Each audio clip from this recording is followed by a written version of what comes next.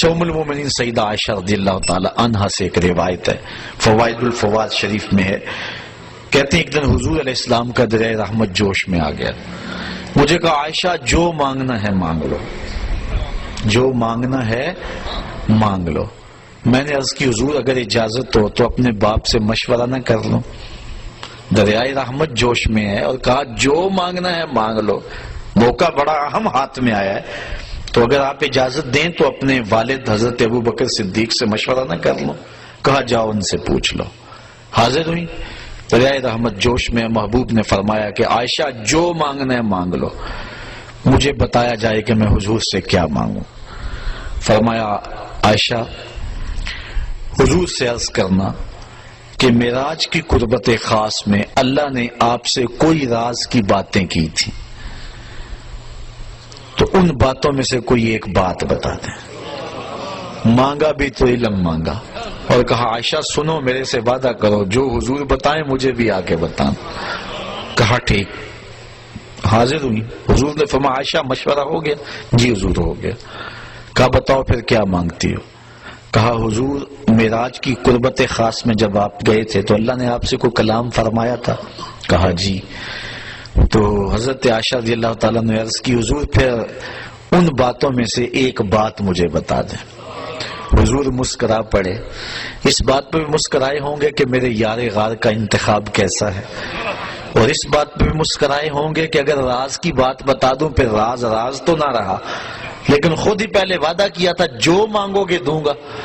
تو حضرت عائشہ نے عرض کی حضور مجھے ان باتوں میں سے ایک بات بتا دیں۔ تو حضور فرمایا عائشہ سنو، پھر جب میں قربت خاص میں پہنچا میرے رب نے مجھ سے جو خاص باتیں کی ان میں سے ایک بات یہ کی، اے محبوب آپ کی امت میں سے اگر کوئی شخص کسی شخص کا ٹوٹا ہوا دل جوڑ دے گا میرے اوپر لازم میں بغیر حساب کے جنت عطا کروں گا۔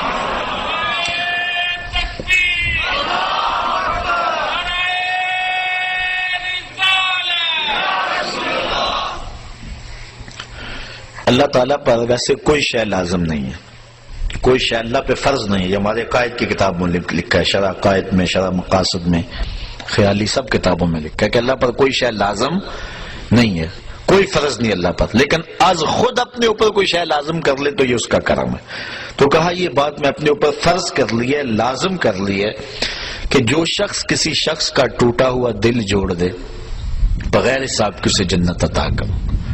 ام المومنین بہت خوش ہوئی کہ بسا اوقات کسی شکستہ دل کی بات سن لیتے ہیں، کسی کا دکھڑا ہی بیٹھ کے سن لینا کبھی تو اس کو تسکین ہو جاتی ہے، کسی کی مدد کر دیتے ہیں، کسی کے کام آ جاتے ہیں، کسی کو مصیبت سے نکال دیتے ہیں، یہ تو بخشش کا بہانہ مل گیا۔ اپنے والد گرامی کے پاس حاضر ہوئی، کہا ہاں عائشہ حضور سے پوچھا؟ جی پوچھا۔ کیا بتایا حضور نے؟ تو کہا کہ حضور نے یہ بات کہی ہے۔ ام المومنین بہت خوش تھی، لیکن سیدنا صدیق اکبر نے جب سنا تو زاروں کے تار رونا شروع کر دیا۔ ابا جی یہ بات رونے والی تو نہیں، بسا اوقات دکھیوں کے ہم کام آ جاتے ہیں، پریشان حالوں کی دل کی جو ہے وہ شکستگی دور کر دیتے ہیں، یہ تو بخشش کا بہانہ ہاتھ آ گیا۔ کہا عائشہ اسے معکوس بھی پڑھو، تصویر کا دوسرا رخ بھی دیکھو، اگر کوئی کسی کا ٹوٹا ہوا دل جوڑ دے بغیر حساب کے جنت میں جائے گا، اور اگر کوئی کسی کا دل توڑ بیٹھے تو پھر تو سیدھا جہنم میں جائے گا۔ اس لیے میں ڈرتا ہوں کہ ہم سے کسی کا دل نہ ٹوٹ گیا۔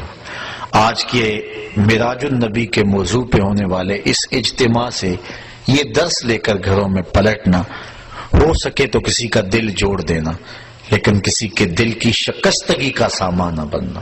میرے اور آپ کے آقا و مولا نے تو یہاں تک احتیاط فرمائی، فرمایا اپنے گوشت کی خوشبو سے ہمسائے کو تکلیف نہ دو، یا تو تھوڑا سا پانی زیادہ ڈال لو اور شوربے کی پیالی غریب ہمسائے کے گھر بھی بھیج دو، اور اگر یہ نہیں کر سکتے تو ایسے زاویے اور ایسے وقت میں کھانا پکاؤ جب ہمسائے کے بچے سو چکے ہوں۔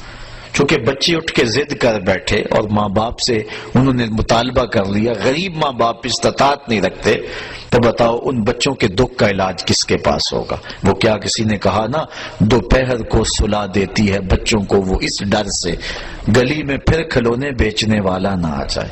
لیکن ہم نے ان لوگوں کے درد کو کبھی سمجھا؟ عید کے دن بھی بیوہ کا یتیم بچہ آلو چھولے بیچنے پہ مجبور ہوتا ہے کبھی بسوں کے اوپر چھوٹے چھوٹے بچے پانی بیچتے اور کنڈکٹروں کے دھکے کھاتے ہوئے دیکھیں. یہ بچوں کے سکول جانے کا زمانہ ہے، لیکن ہمارا معاشرہ بے درد ہو چکا ہے. تو ہمیں کسی کا دل نہ توڑنا، کسی کے دل کی شکستگی کا سامان نہ بنا. جوڑ سکتے ہو تو کسی کا دل جوڑ دینا، کسی کی شکستگی کو دور کر سکتے ہو تو یہ ایک بہت بڑی نیکی ہے، اور یہ بندے کو کہاں کی کہاں پہنچا دیتی ہے. میرے اور آپ کے آقا و مولا کی مجلس لگی ہوئی تھی. ایک شخص سے کونے سے اٹھا، عرض کی حضور میرا بچہ گم ہے اور مل نہیں رہا، دعا کریں مل جائے. قبل اس سے کہ حضور دعا کے لیے ہاتھ اٹھاتے، مجلس کے دوسرے کونے میں ایک شخص بیٹھا تھا. عرض کی حضور میں ابھی فلاں باغ کے قریب سے گزر کے آیا ہوں، میں نے بچوں کے ساتھ اس کے بیٹے کو کھیلتے ہوئے دیکھا ہے. باپ نے سنا تو دوڑ لگا دی. آقا فرمائے سے بلاؤ. بلایا گیا. بہت جلدی ہے میاں. جی حضور آپ جانتے ہیں باپ کے جذبات کیا ہوتے ہیں. بچے کی ماں الگ تڑپ رہی ہے، ممتا کی ماری ہوئی ماں کو بھی قرار دینا چاہتا ہوں، اور بچے کو دیکھ کے خود بھی آنکھوں کی تسکین کا سامان کرنا چاہتا ہوں. فرمایا ضرور جاؤ، تمہیں روکتا نہیں، لیکن ایک بات میری یاد رکھنا، جب باغ کے کنارے جاؤ بچوں کو کھیلتا ہوا دیکھو، اپنے بچے کو بھی پالو تو بچے کو بیٹا کہہ کے آواز نہ دینا، نام لے کے پکارنا. حرض کی بیٹا کہہ کے پکاروں تو حرج بھی کیا ہے، آخر میرا بیٹا ہی تو ہے. فرمایا تم بچھڑے ہوئے ہو اور تمہارے لہجے میں بلا کا پیار ہوگا، اور تم نہیں جانتے کہ ان کھیلنے والے بچوں میں ہو سکتا ہے کوئی یتیم بچہ بھی کھیل رہا ہو. اور جب تم اپنے بچے کو بیٹا کہہ کے پکارو گے اس کا دل چھدے گا، کلیجہ زخمی ہوگا. آج میرا باپ ہوتا تو مجھے بھی بیٹا کہہ کے پکارتا. یہ اسلام کا مزاج ہے. بیوہ کے سامنے اپنی بیوی سے پیار نہ کرو، غریب کے سامنے اپنی دولت کی نمائش نہ کرو، اور لوگوں کے لیے دل شکستگی کے سامان نہ کرو، لوگوں کے دل جوڑنے کی کوشش کرو. تو کہا عائشہ میرے رب نے مجھ سے جو باتیں کی ہیں ان میں سے ایک بات یہ ہے، آپ کی امت میں سے اگر کوئی شخص کسی کا ٹوٹا ہوا دل جوڑ دے تو میں نے اپنے اوپر لازم کر لیا ہے کہ بغیر حساب کے اس کو جنت عطا فرماؤں گا. اللہ تعالی ہمیں اس معراج کی برکتیں اور حضور علیہ الصلوۃ والسلام کے سفر کا نور نصیب فرمائے.